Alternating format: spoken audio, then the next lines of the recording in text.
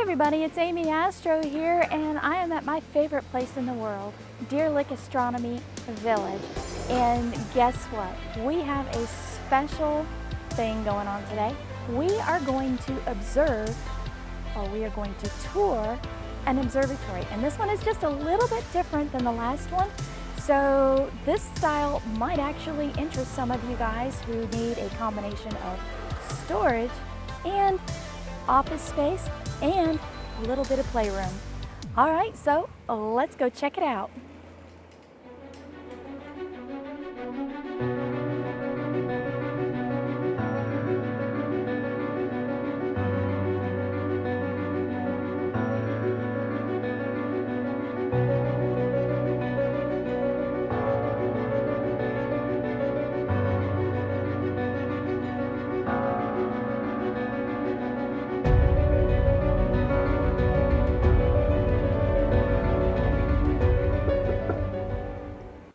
Hello, stranger. Come on in. Hey, how are you doing? Oh, having a blast this morning. All right, so thank you for letting us tour your observatory. You're always welcome to come on by. All right, world, this is Eric, and he's the Hello, owner world. of this observatory. Yep. So, Eric, what do you want to show us first? Well, you can see this is actually the second observatory out here. Second observatory. Deerlick. Yeah, the termites ate the first one, so this is the new and relatively new and improved 6-year-old observatory. Okay, so this one's 6 years old. The moral of the story is be careful who your termite guy is. Understand that. So, but this is the rebuild. But this is a little bit different than you might have seen in other ones. This is not manufactured by like one particular company. The roll-off section is actually based off the Skyshed design, but the rest of it is kind of my own design. Not only do I do astronomy out here, imaging and visual, I do both, but I also work from out here, the uniqueness of my job. So I spend about half the summer out here with my son, working and then back and forth through the whole year. But you're welcome to take a round. I got the wall of parts over here. All right. This is, you end up with imaging and stuff, 1,000,000,001 spare parts and spare telescopes. So the top is actually a binocular stand. Okay. So short people and tall people can look at the same thing. Look at there. You got a talk also. Yep, I got a TOA 130 with a robo-focuser and old bits and pieces and more just boxes of bits and pieces, adapters, spare Rigels. That's not even the eyepiece collection. But more unique is that scope over there. That is an NGT-18. That is an equatorially mounted 18-inch Newtonian on what's called a split ring mount. So that actually guides. I've put an auto guider on that. I've taken pictures with it. They're a unique telescope. You don't see a lot of them anymore. But it's a really cool scope. It's a little different than a Dob. So if you're using it for visual, which is what I use more than anything else with it, it doesn't move like a normal Dob. Because it's not just up, down, left, right. It's equatorial. So it takes a little use to get to, but it's a fun scope. So this is the storage area that we just looked at. That's kind of like the storage area back there. And here's your more office. Storage boxes. That's part of the eyepiece collection, the solar scope. More tripods, more mounts. There you go. I joke at work, the telescopes outnumber the people. My work setup that I work from out here as well as image. But that's more the imaging side. Okay, well, where's the fun side? Welcome to come up here if you want to come up. This is where the scope is. I'll let you. It's about 3 steps up. Yep, 3 steps up. No handrail. Be careful. Be careful. Don't fall. So what I have these days is a Meade LX850 on here. Right. And I swap around with the tubes. I really like it. The Starlock is a lot of fun. Just from guiding, I found that I can do a lot of stuff. I just shot an eclipse and parked it on the eclipse without even doing any much of a polar alignment. I just turned it on, went to the moon, told it to guide. It stayed on the moon the entire eclipse. Nice. So it is really nice and simple. Balancing is a challenge. That's the worst thing with it, is just getting the balance right. This is a modified Skyshed, so you can see the garage rails for it. So it's kind of a Skyshed design, but it's very different than a normal Skyshed. The pier pulled the cover off here. So here's the man trap. Don't step through. But that is vented to keep bugs out with mesh and vibration isolated. So what I have is a bell under the ground for the pier. It's about a cubic yard of concrete. So it comes down as a bell shape. And then it comes up with a sonotube into the bolts for the metal part of the pier. The metal part of the pier is great because I can get smaller ones, taller, shorter ones as needed. But I'm also vibration isolated. So I can walk around here while imaging and I don't move the scope at all. No, that's great. Where some of the folks out here have just bolted their telescopes to the floor, they got to be careful of the vibration, which you don't see on wide field. But when it's galaxy season and I put the Ritchie on here, you absolutely need the vibration. So like other observatories, I have the southern drop wall. So this wall drops for a great southern view. Oh, nice. It's nice. I just had the observatory painted and the painters painted the drop wall closed. So I got to spend an hour or so cutting the drop wall free. Oh, that's great. the downside. There's always maintenance in an observatory. Yes, there is. The roof, I don't have it computer controlled. I know I have a computer controlled telescope, but my roof is manual. Okay. I can actually move it just by picking it up with my hand and just sliding it back and forth. But because there's other shorter people in the world, I have a halter on it and I can just literally grab it and slide it. Or I can just move it by hand. So it's not that hard to move the roof. There you go. So no need to put a computer on it right now. But when I get it just back, I can polar align. So it's just tall enough. Oh, I like this. So it's small, which is probably my biggest regret. This is only a 10 by 10.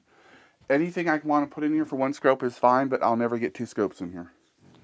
So if I was building completely again, I'd consider it. This is also raised, and it's for heat. We live in the South. We constantly have heat. Because this is raised and it's cooled underneath and open, I get cold airflow. It comes in. Air comes up and cools it. And I've actually tested it. We're taking buildings that aren't raised at the same time. I put a thermometer here. I put a thermometer in the storage shed. This is always cooler. This is almost ambient temperature year-round. Okay. So it self-cools. That brings a question for me. Right now, I'm researching an observatory for myself. Yep. I don't have the building skills to build a roll-off roof, so I would have to pay somebody, and that's very expensive.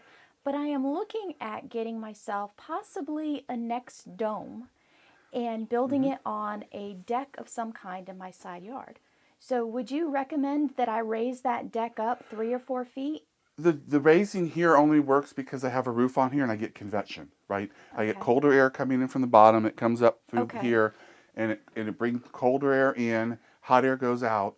And so the inside temperature in here stays about the same as the outside temperature. I don't have a situation where I'm indoors and this is 120 and it's 99 outside. Okay. Okay. When you put a dome, like a next dome, you could raise it, but you're going to have the floor open, and you're also going to have a way for the air to come out the top. So check with your dome manufacturer. Well, they do have a vent fan that you can put off on the side. But if I made a hole like this in the middle of my deck with the bug screen and all that, it might work. Might work? I did some math on here and figured out my vent roof to make sure I had enough airflow. Oh gosh, math. Yeah, it's a little math. Everybody loves math. Yeah, it's a nasty thing. For the hobby we chose. It might work. The other thing, just if you build, I mean, like how people go, you get an observatory, you have to have a dome. Because I want a dome, I want a dome, I want a dome. Right. The beauty of this is look up and what do you see? Oh, I know. You see sky. You don't see a little slit of sky.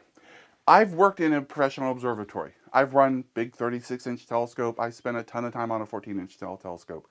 I've been doing astronomy since I was, believe it or not, I was actually once yay tall. I was, believe it or not, you know. Several days ago. And I've done a ton of astronomy, and I've worked in domes. Where you have the dome, and then you got to rotate the dome with the slit to make sure the scope's looking through it. Right. You have to automate it. I've done events where we forgot to check the dome. Oh, no. And I'm sitting there guiding by hand, back when you had to guide a telescope without robotic guiders. So you're sitting, looking at the eyepiece, looking at the crosshairs on the star, whacking the paddle, going like a video game. There you go. With some patience. And then the star just slowly fades away. And you go, oh, crud, the dome didn't move. So you got to move the dome to get the slit back in spots. I gotcha. So, but if you get an automated one. If you get an automated one and it's all in line and it all works, that's great. Sometimes with anything with technology, and I'm a technology guy. I understand. The technology doesn't always work. But the domes are great just from the portability of them. Mm-hmm. They're great because all the automation can be built in with the right dome manufacturer. You can build them on a deck. But like how I built this, this is not that hard for a general contractor to build. You can get the plans for the roll-off section real easily. Most of them, once they know what you're going to do and they get over the idea that the roof is going to roll, Yeah. they can do the roll-off section real easily. Okay. And they're going to charge you to build a regular building. Okay. So when I rebuilt, like I said, this is the second one.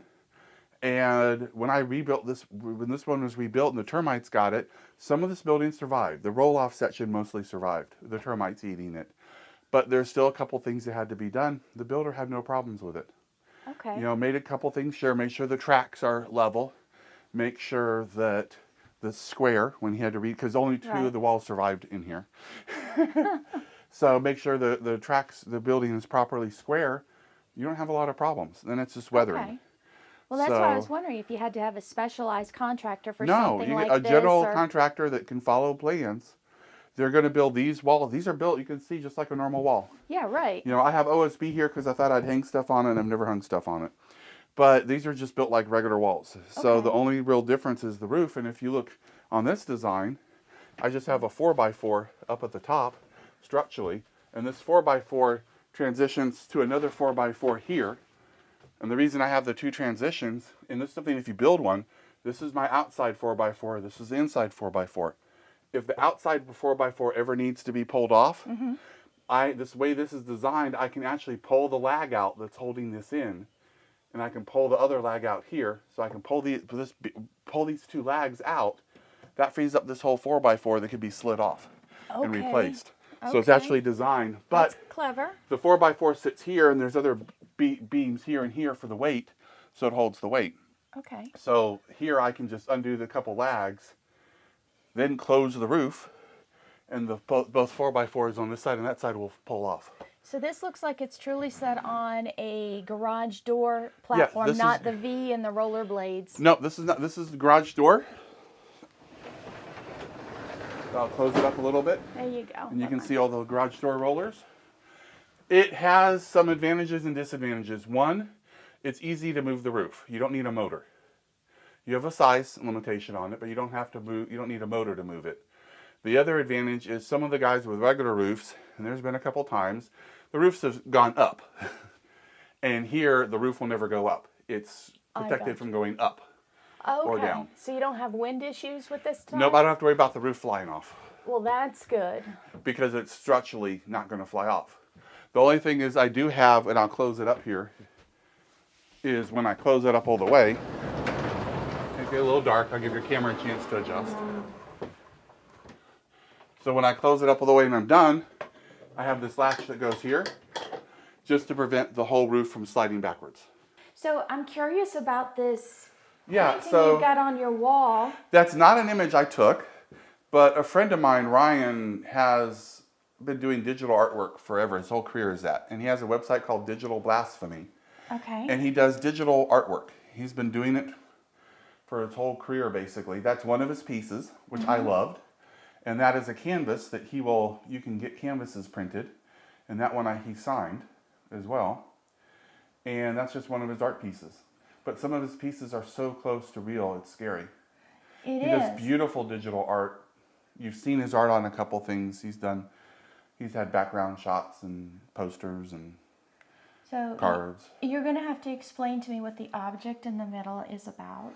It's basically you're staring at the stars in the stars. Okay, it's a canoe. A guy laying in the canoe. Okay, that's what I was missing. Come from the angle here. Now, let me show you one other. Yes. So one other key thing with the observatory is this got rebuilt. One of the problems in the old observatory is I do visual and imaging. I'm an odd duck out here at Deerlick. Okay. Some people here just do one or the other. Sure. And I like both. I like imaging because I like taking the pictures, but I also like looking at things. And even though it's a totally different version of astronomy, which is why I use the 18 more for visual. But I wanted to keep it in an air-conditioned climate. This room is air-conditioned year-round. But during the summer, it's like 83. But it's better for the mirrors, so they're not sweating all the time. Sure. When this was built, if you notice, like the storage shelf rolls. Everything that rolls, all this little stuff can move. My little space heater for the summer or for the winter. This door is actually a handicap door for a reason. Had fun with the builder on why did you get a door so big? I want a handicap door. Because when I open up this door, and you look here, I have a straight shot for the 650-pound telescope that I just roll stuff out of its way. I got you. And that telescope rolls right down this concrete pad.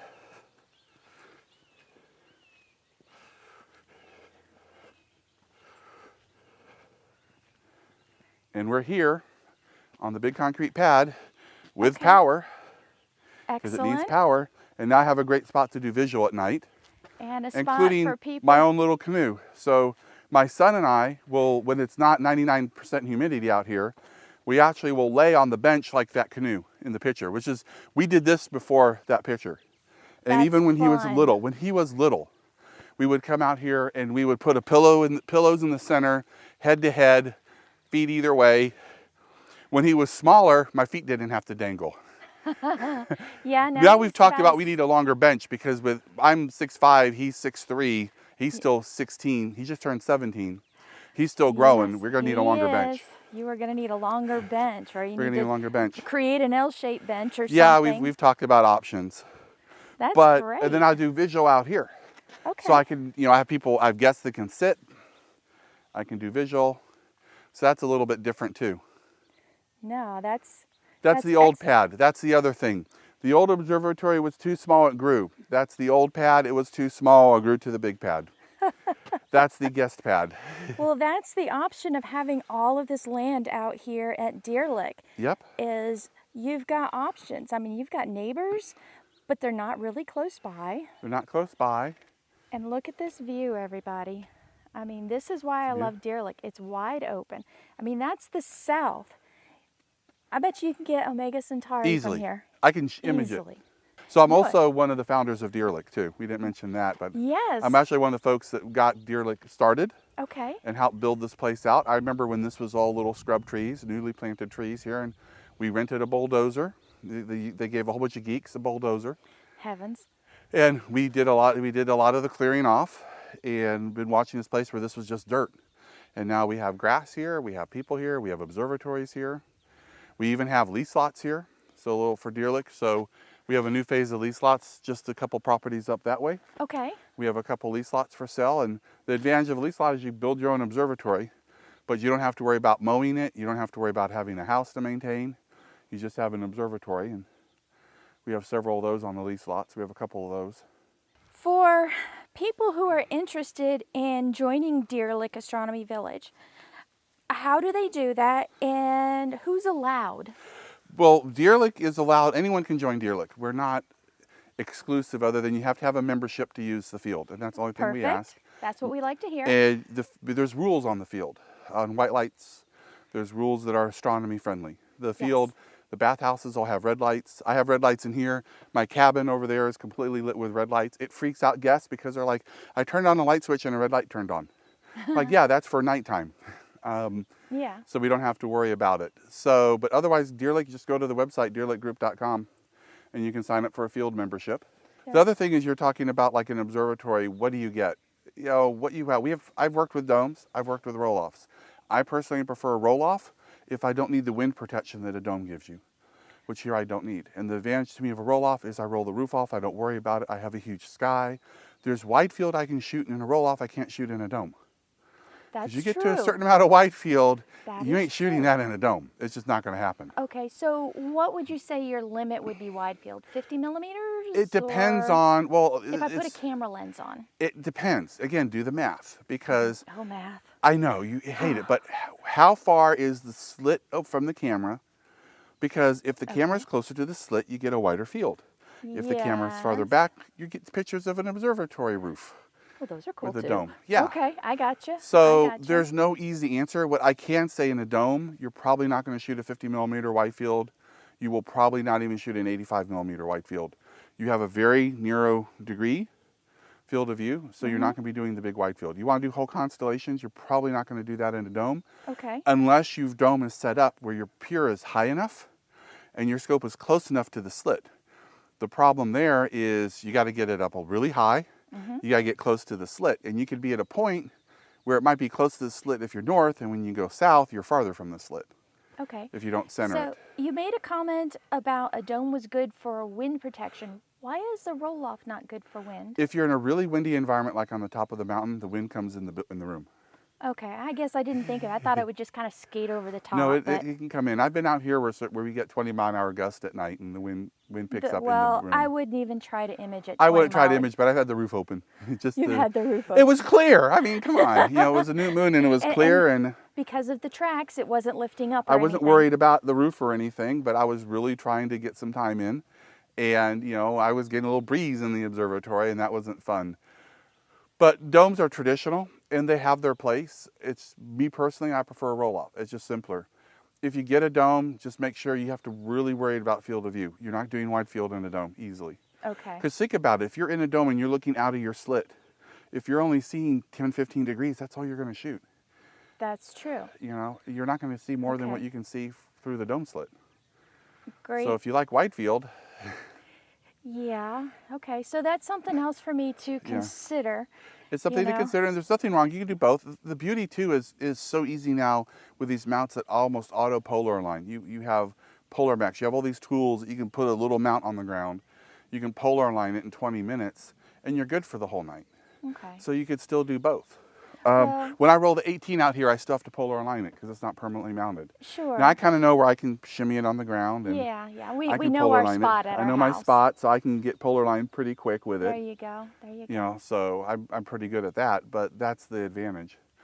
Well- Domes are traditional though, but honestly I prefer a roll-off. That's my preference. But we have Yeah. people here that have had domes. Well, see, my original preference was I wanted to build a roll-off, but when I started research, it looked like I was at a minimum of $20,000 to Depending on your contractor and how big.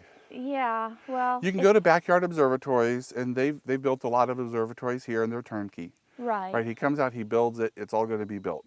His requires big motors, so they're heavy roofs. You're not going to roll them off without a motor on them. But that also has some, you know, wind advantages. Sure, Weight's not sure. necessarily a bad thing, but you're going to have to get a motor with them. If you Yeah. go with a sky shed plans, you can download those. Well, guys, as luck would have it, my camera overheated twice during that observatory tour, so it might be time for me to upgrade my camera, say goodbye to it. I don't know. But thankfully, you guys got the idea of what type observatory this was. This was a multi-purpose building. It took care of him being able to work from home. It handled some storage. It handled an observatory, which was really nice. He had the forethought to make the door wide enough for a like handicap door. And that was so he could get his other telescopes in and out easily. I kind of wish I had a handicap door on my house right now, because then I could actually bring like my JMI wheelie bar into the house and store it rather than keeping it in the garage. I'm not really liking having to keep it out there, but mostly because it just won't fit through the door. What I did learn was a 10 by 10 observatory is too small. It only will hold one telescope. I would like to have the option of having 2 telescopes if I want 2 telescopes. So I think I'm going to have to shoot for something bigger. I'm still torn between a roll-off roof and a dome observatory. I like the concept of both of them. A dome observatory I can purchase as a complete kit, build it myself, and 100% automate it, all within my budget, with the exception of I still have to build a platform for it to sit on. And I have to get electricity to that spot because I really don't want 2 long extension cords going from the house to my location. That would be kind of cheesy. And a roll-off roof, which was always my first preference, will require some building skills that I just don't have. It's not that I'm not capable of learning, but I would need somebody who is experienced in building to help guide me in the correct direction, so I don't do something stupid and have the roof fall on me. Anything is possible. But guys, thank you so much for hanging out with me today and checking out Eric's observatory. It's really cool. Thank you, Eric, for letting me join you. I'm sorry I lost your exit on the video, but you know, it happens sometimes and usually happens to me. Well, guys, I'm wishing you guys some great health, clear skies, and don't forget, I love each and every one of y'all. Goodbye, y'all. Oh, don't forget, like, subscribe, share with all your Astro friends, okay? Help me grow. Not with donuts, okay? Help me grow my subscribers. Thanks, guys. Love you. TEMPTED,